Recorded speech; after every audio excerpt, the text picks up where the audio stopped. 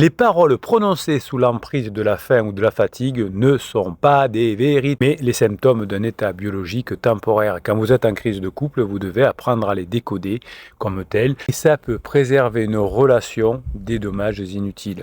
Le mythe de la pensée pure. Ah là là là là.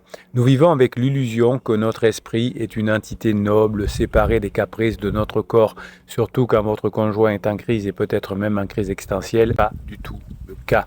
Nous accordons un poids immense à nos pensées et nos sentiments. Nous les considérons comme des reflets purs de notre réalité intérieure. Je ne t'aime plus, rien ne va plus dans ma vie. Eh bien, les neurosciences nous montrent que c'est une erreur fondamentale. Notre conscience, finalement, c'est un état car nos pensées sont profondément influencées par notre substrat biologique, notre corps. La grande vérité existentielle que vous ressentez à 19 h avant de dîner n'est peut-être que le cri de votre corps en hypoglycémie.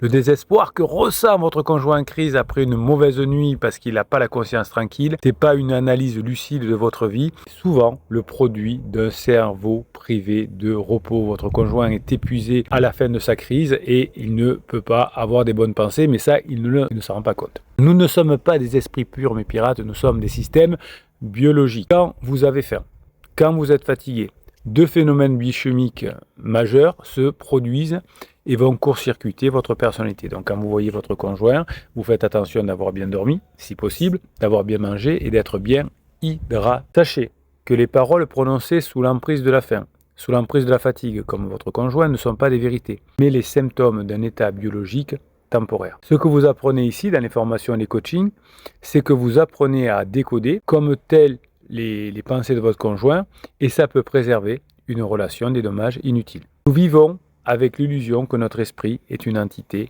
noble, séparée des caprices de notre corps.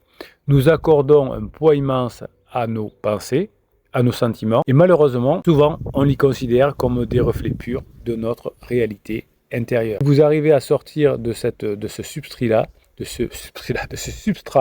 eh bien, vous aurez avancé.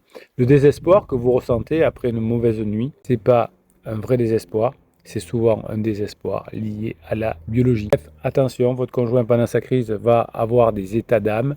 Ce n'est pas ses pensées pures. Les pensées pures, c'est ce que vous allez vivre ensuite après la phase 4, la phase de grande intimité, quand vous serez revenu avec votre conjoint.